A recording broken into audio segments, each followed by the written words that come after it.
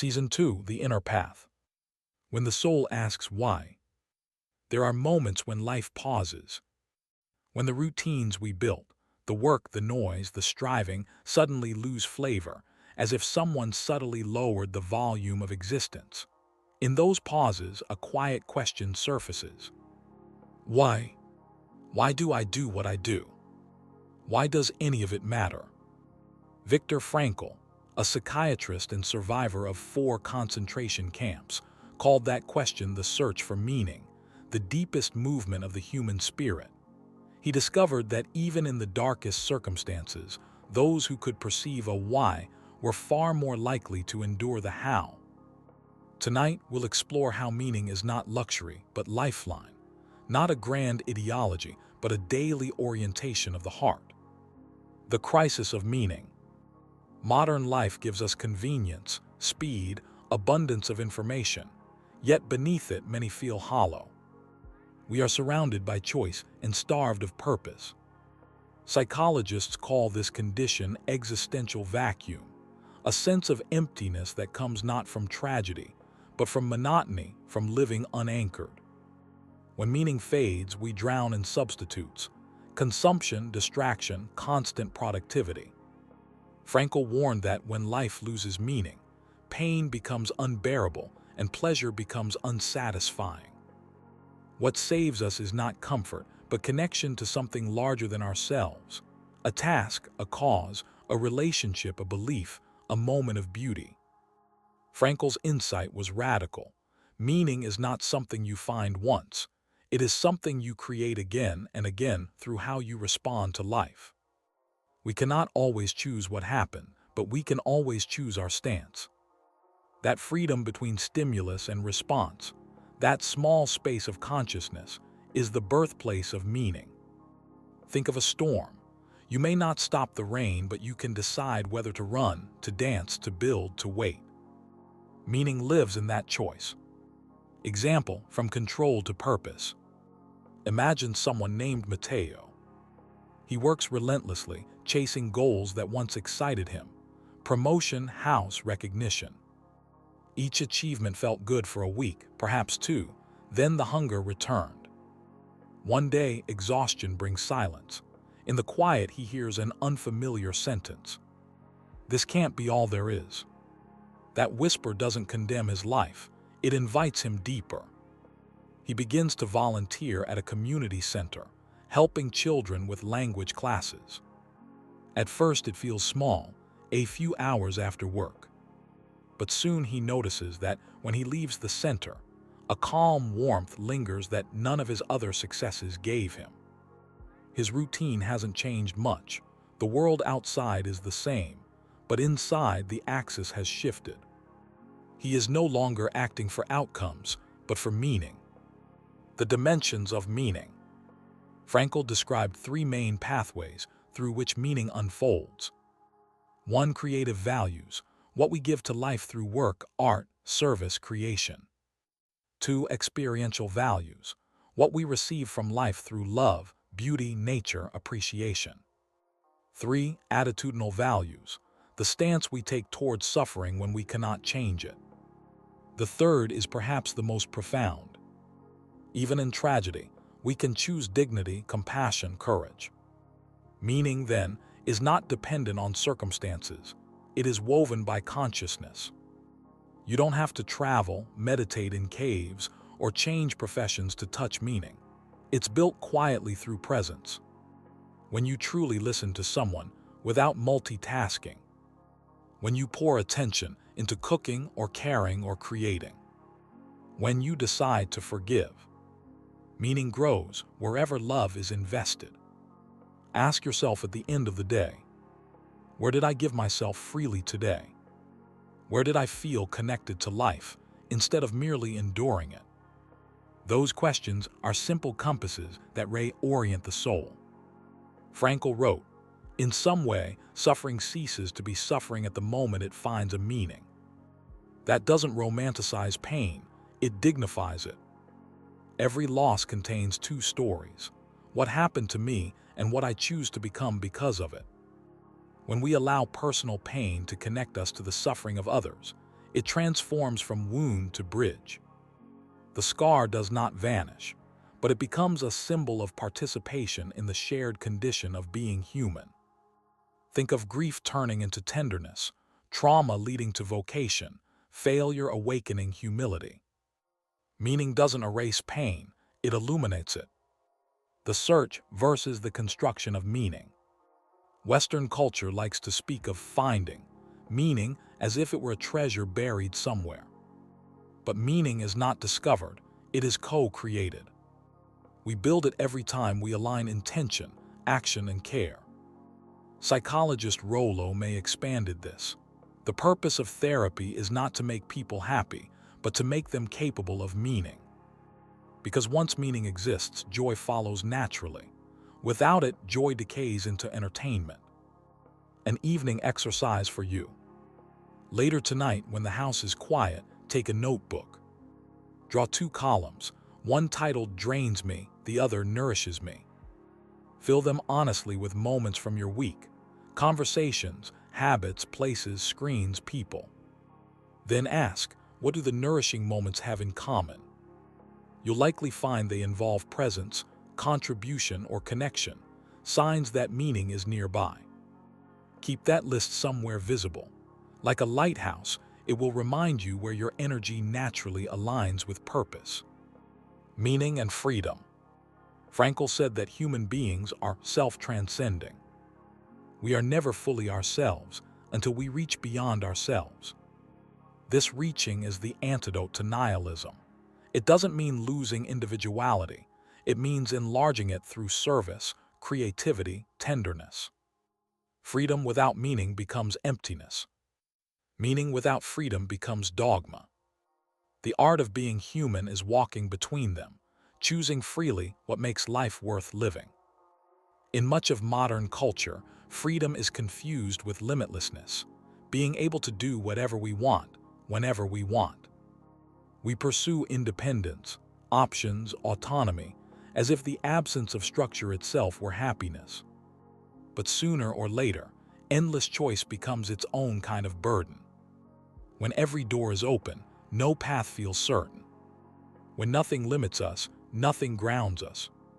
The paradox is this: freedom without meaning leads to emptiness, while meaning without freedom turns into oppression. A life of pure freedom feels weightless. A life of pure meaning feels rigid.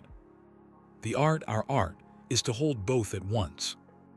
Viktor Frankl wrote, "Freedom is only part of the story and half of the truth." Freedom is in danger of degenerating into mere arbitrariness, unless it is lived in terms of responsibility. Freedom is not the ability to escape responsibility. It is the ability to choose our responsibility. We are always free, Frankl said, even in bondage, to decide who we will be within circumstance. He saw men in concentration camps share bread with one another, comfort the dying, hold dignity in unbearable darkness. That, he said, was freedom at its highest, the last of human freedoms, to choose one's attitude in any given set of circumstances.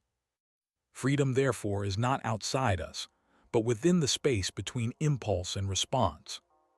It is not measured by how many chains we break, but by how consciously we respond to what binds us. The temptation of false freedom. Every era has its illusions of freedom. Today, ours is the illusion of infinite choice. Thousands of products, opinions, identities, roles. But abundance of choice is not abundance of freedom. The supermarket of possibilities numbs more than it frees, because deep freedom is qualitative, not quantitative. True freedom asks not, "What can I do?" but "What matters enough for me to give myself to it?" There is no freedom without focus, because commitment itself is what renders life significant. Think of an artist who chooses one medium, one theme, one vision, and spends decades perfecting it. Or a parent who devotes tenderness, patience, years to the slow growth of another being. Their limitation is precisely what gives them meaning. We are not free from responsibility, but through responsibility. Meaning as direction. Freedom needs meaning the way a sail needs wind. Meaning directs freedom's energy toward coherence, purpose, and depth. It answers the question, freedom for what? Without meaning, freedom drifts into fragmentation. Without freedom, meaning hardens into ideology or moral cage. Together they form a compass. Freedom gives motion, meaning gives orientation. Frankl envisioned this symbolically when he suggested that the Statue of Liberty on the East Coast of the United States should be complemented by a Statue of Responsibility on the West Coast, to remind humanity that the two must coexist. We imagine freedom as grand gestures, career changes, political revolutions, travels around the world. But meaning and freedom start at humbler levels, small, conscious choices repeated every day. You are free each morning to decide how you will meet your tasks, begrudgingly or deliberately. You are free to interpret a setback as defeat or as invitation. You are free to hold a grudge or to forgive. Forgiveness, too, is an act of sovereign freedom. Even the choice to pause before reacting is freedom exercising itself. Freedom in the existential sense isn't noisy, it's mindful. Example, the musician. Picture a musician. He can play whatever notes he desires in any order. That's absolute freedom. But what emerges from such randomness? Noise. Now he chooses a key, a rhythm, a structure. Within those limits, melody is born. The harmony arises because freedom accepted form. Meaning functions the same way. It transforms raw potential into art. Without form, we are potential without realization. Without freedom, we are repetition without life. Suffering and freedom. The deepest paradox of freedom appears in suffering. When life strips away control, illness, loss, injustice, freedom does not disappear, it simply changes shape. It becomes inward, the freedom to decide how to face what cannot be changed. Jung described this as the ego's crucible, the point when life demands surrender, and surrender becomes a new kind of strength. Frankl witnessed it as the ability to love and find dignity, even in a camp's dehumanization. We may not be able to remove the pain, but we remain free to assign purpose to it. And in doing so, we transform suffering into meaning. From a psychological perspective, freedom thrives when we maintain a dialogue between impulse and conscience. Too much impulse, chaos; too much conscience, stagnation. Emotional intelligence appears again here. Awareness regulates, values guide, courage decides. When we choose consciously, we integrate fragments of the self. Each choice becomes a conversation with all our inner voices, emotional, rational, moral, intuitive. Freedom, then, is not impulsive rebellion. It is intentional harmony. Perhaps think of a time you said no to something that didn't feel right, even though everyone expected a yes. Or when you said yes to something scary because your heart whispered it was necessary. In both moments, freedom met meaning. There was uncertainty, maybe fear, but beneath it, alignment. And notice how peace often follows difficult, authentic decisions, even when outcomes remain unknown. That peace is the sign of inner congruence. How to listen for your why. Find a comfortable position. Close your eyes if you wish. Take a slow breath in and release it. Now imagine walking through your day in reverse, from evening back to morning. Pause at each small moment that felt alive, any second where time slowed a little. Maybe a smile, a color, a touch of music. As you revisit these moments, notice what they have in common. Sometimes meaning doesn't speak in words, it hums in sensations. Ask quietly, what made this moment meaningful for me? A value, a connection, a sense of truth. Maybe underneath, there is a single phrase that your heart wants to say. Listen for it. It might sound like, I want to help, or I want to create beauty, or I want to love and be free. That whisper is your why. Take one more breath. Let that whisper settle deep into your body, not as pressure but as warmth. When you open your eyes again, carry that subtle awareness into tomorrow. You don't need to have a grand mission. Just remember the small thread of meaning that already runs through your days.